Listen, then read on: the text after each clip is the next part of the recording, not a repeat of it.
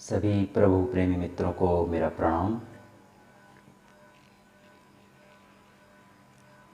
जो भी विचारशील मनुष्य है उसके जीवन में ये प्रश्न उठता है कभी न कभी कि ईश्वर कहाँ है। तो जब ये प्रश्न मन में उठता है और व्यक्ति इसके संबंध में जानकारी इकट्ठी करता है या इस प्रश्न का उत्तर ढूंढता है तो उसे समाज में, मानव समाज में 3 तरह के उत्तर उसे मिलते हैं। सबसे पहला उत्तर तो धर्म स्थान से संबंधित होता है। व्यक्ति हिंदू है या मुस्लिम है या सिख है या ईसाई है तो अपने धर्म स्थान से जोड़ करके उस उत्तर को ढूंढने का प्रयास करता है कि हिंदू है तो मंदिर में, मुस्लिम है तो मस्जिद में, सिख है तो गुरुद्वारे में, ईसाई समाज से है तो चर्च में। वो ढूंढने का प्रयास करेगा कि धर्म स्थान में ईश्वर को ढूंढेगा। दूसरा उत्तर क्या मिलता है, ईश्वर कहाँ है का दूसरा उत्तर कि ईश्वर तो हमारे अंदर ही है। क्या कहते हैं उसके लिए, घट में है सूझे नहीं, दृग दृग ऐसी जिंद, तुलसी इस संसार को भयो मोतिया बिंद। माने है तो हमारे अंदर ही, पर कुछ आँखों की ऐसी अवस्था हो गई है मोतिया बिंद जैसी कि हम उसको होते हुए भी नहीं देख पा रहे हैं। ठीक। तीसरा उत्तर जो हमको मिलता है कि ईश्वर कहाँ है का जब हम जवाब ढूंढ रहे होते हैं, उत्तर ढूंढ रहे होते हैं, तो हमको तीसरा उत्तर मिलता है कि कहने वाले कहते हैं कहाँ नहीं है ईश्वर। पूरी सृष्टि में ऐसी जगह नहीं है जहाँ ईश्वर न हो। बात सही भी जान पड़ती है। कहते भी अखंड मंडलाकारम व्याप्तम येन चराचरम, पूरे ब्रह्मांड में चराचर सब में है, कोई ऐसी जगह नहीं जहाँ पर ईश्वर न हो। तो जब हम विचार करते हैं तो ये तीसरा उत्तर कि अखंड मंडलाकारम व्याप्तम येन चराचरम, पूरी दुनिया, पूरी सृष्टि, जो ब्रह्मांड है, सब जगह ईश्वर है, ये उत्तर ज़्यादा तर्कपूर्ण हमें ज्ञात होता है। तो जब हम इस उत्तर के करीब जब हम पहुँचते हैं कि हर जगह ईश्वर है तो फिर हमें दिखाई क्यों नहीं पड़ता, हम उसे प्राप्त क्यों नहीं कर पाते हैं। तो 2 प्रश्न यहाँ पर उठ खड़े होते हैं। पहला प्रश्न क्या कि ईश्वर यदि है तो उसका स्वरूप क्या है, और ईश्वर यदि है तो उसका स्वरूप जानने के बाद हम उस तक कैसे पहुंच सकते हैं, उसे प्राप्त कैसे कर सकते हैं। तो पहले प्रश्न के संबंध में ज्ञानी जन क्या कहते हैं, जो राम, कृष्ण, बुद्ध और कबीर, नानक, ईसा, मोहम्मद, ये सारे जो हुए हैं, इनका क्या कहना है इसके संबंध में कि ईश्वर का जो स्वरूप है वो परम आनंद स्वरूप है। परम आनंद की अनुभूति ही ईश्वर है। अब यहाँ अनुभूति शब्द कहा जा रहा है। अनुभूति मतलब अनुभूति किसकी करते हैं हम, हवा। हवा को हम देख तो सकते नहीं हैं, हवा की हम अनुभूति करते हैं अपने शरीर में। हमारे शरीर में आके हवा स्पर्श करती है तो हवा यदि ठंडी है तो हमको ठंड लगेगी, ठंडक महसूस होगी। हवा यदि गर्म है तो हमको गर्मी महसूस होगी। अच्छा, हवा के ठंडे या गर्म जो हम महसूस करते हैं तो उसकी ठंडक या गर्माहट का हमारे शरीर की अवस्था से फ़र्क नहीं पड़ता। मेरे पैर में चोट लगी हो, पैर में दर्द हो, तो ऐसा नहीं है कि गर्म हवा ठंडी है, ठंडी हवा गर्म, ऐसा नहीं है। पैर में चोट है रही है, ठंडी हवा यदि आकर लग रही है, ठंडी गुण वाली हवा आई है तो ठंडक लगेगी, गर्म हवा आई है तो हमें गर्मी लगेगी। दुख है अगर मेरे पैर में दर्द है, यदि मैं सुखी अवस्था में हूँ, कुछ सुख मिल गया है तो भी हवा अपना गुणधर्म नहीं बदल देगी। यदि ठंडक भरी हवा आई है तो मुझे ठंडा लगेगा, गर्माहट भरी हवा आई है तो गर्माहट लगेगी। तो यही अवस्था कही गई है परमानंद की अवस्था, परमानंद की अनुभूति। जब किसी साधक को परमानंद की अनुभूति हो जाती है तो चाहे उसके जीवन में कितने भी दुख हों या कितने भी सुख हों, बहुत बड़ा रईस हो, फ़र्क नहीं पड़ता उसको। परमानंद की अनुभूति उसको वर्तमान सुखों से ऊपर ही अवस्था मानी जाएगी, वह अवस्था होती है। या वो कितने भी दुख में हो, घर में खाने को ना हो, किसी बीमारी से ग्रसित हो, परिवार से कोई समस्या हो और किसी तरह की कोई समस्या हो, उन समस्या को बाद भी यदि साधक ईश्वर प्राप्ति के मार्ग में लगा हुआ है और उसे परमानंद की अनुभूति होती है, प्राप्ति होती है, तो वो सारे दुख नीचे हो जाएंगे और जो परमानंद की अनुभूति है वो ऊपर हो जाएगी। तो ईश्वर के स्वरूप के लिए क्या बात कही ज्ञानी जनों ने कि ईश्वर का स्वरूप जो है वो परमानंद की अनुभूति है। शरीर की अवस्था से परमानंद की अनुभूति को कोई फर्क प्रभाव नहीं पड़ता है। अब बात आती है कि यदि परमानंद की अनुभूति है, ईश्वर का स्वरूप हमने जान लिया, तो इसे पाया कैसे जा सकता है। तब यहाँ पे फिर एक बात निकल के आती है कि जो भगवान श्री कृष्ण ने अर्जुन से कही कि नाना शास्त्र पठिन लोके नाना देव पूजनम आत्मज्ञान बिन पार्थ सर्व कर्म निरर्थकम।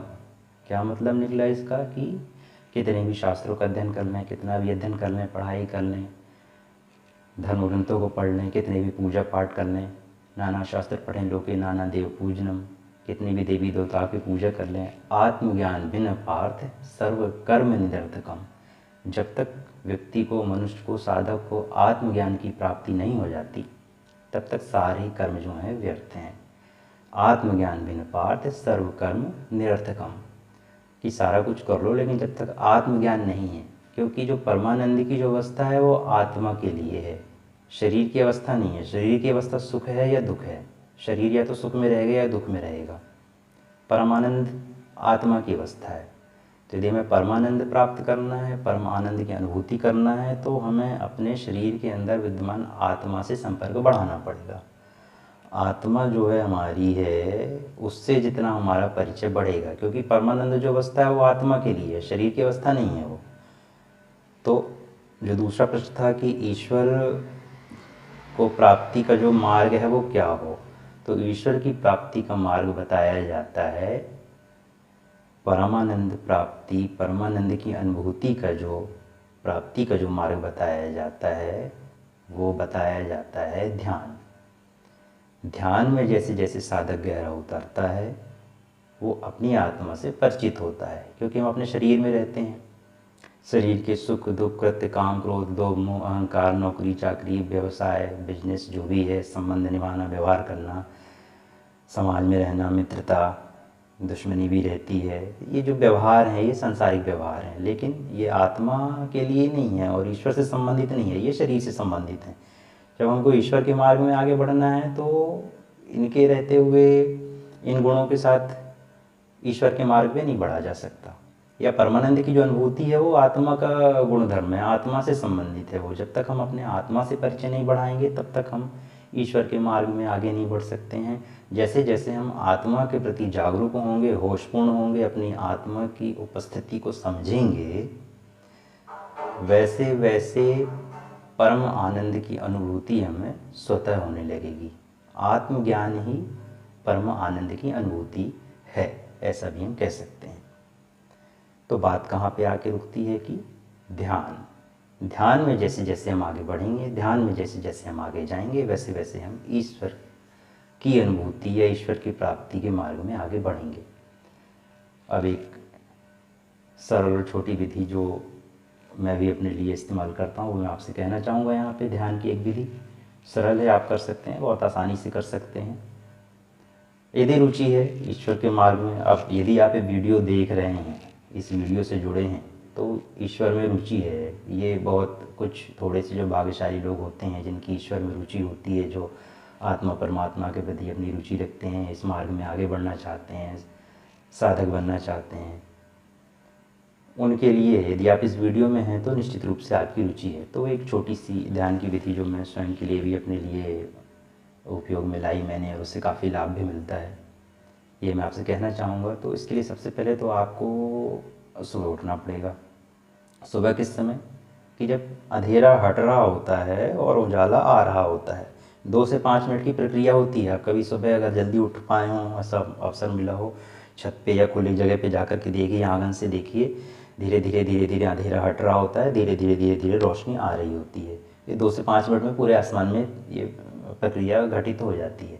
तो आपको इससे पहले उठना है, इससे पहले आप रेडी रहें, तैयार हो जाएं और अपने आंगन में, छत में, खुली जगह में, जहाँ भी आप जा कर के स्पष्ट रूप से जहाँ आप देख सकें कि हाँ भाई आसमान में भी अंधेरा है, धीरे धीरे। हाँ, ये आप ऑनलाइन देख सकते हैं, अपना गूगल में सर्च करिए कि नेक्स्ट डे जो है मॉर्निंग कितने बजे सनराइज़ का टाइम दिया हुआ है, वो सनराइज़ का टाइम आपको मिल जाएगा। उसके अंदाज से आप अपना व्यवस्थित करिए खुद को, और ऐसे समय में जबकि उजाला होने से 5-10 मिनट ही बचे हों, वैसे खुली जगह में जा कर के आपको बैठ जाना है आप बैठ सकते हैं, सुखासन में बैठ सकते हैं, वज्रासन में बैठ सकते हैं, नहीं हो पा रहा है कुर्सी में बैठ जाइए। वहाँ पर बैठ कर के और आँख बंद कर लेनी है और थोड़े से श्वासों पर ध्यान लगाना है, गहरी सांस लेनी है। आंखें बंद रहेंगी, गहरी सांस लेते हुए अब 5 से 10 बार गहरी सांस लेकर के क्या करना है हमको, अब आँख नहीं खोलनी है, अब देखना नहीं है कि उजाला हो रही है, वो देखना नहीं है हमको, बस वो समय वो वाला हो सुबह का। अब करना क्या है हमको कि आँख बंद करके हम जब बैठ जाएंगे शवासन, माफ़ करें शवासन में नहीं, सुखासन में या वज्रासन में बैठ जाएं या फिर अपनी कुर्सी में बैठे हुए हैं जब हम, तो आँख बंद रहेगी। गहरी सांसें लेने के बाद 5 से 10 बार अब हम बिल्कुल शांत हो जाएंगे। और ध्यान कहाँ पे देंगे, ध्यान हम देंगे उस दौरान सुबह कोई भी मौसम हो, हवा में ठंडक रहती है। अब वो जो सुबह की ठंडी हवा धीरे से आकर के हमारे शरीर को स्पर्श कर रही है, हमारे माथे को स्पर्श कर रही है, चेहरे पे स्पर्श कर रही है, कानों में स्पर्श कर रही है, बालों में स्पर्श कर रही है, तो उस हवा को हमको अनुभव करना है।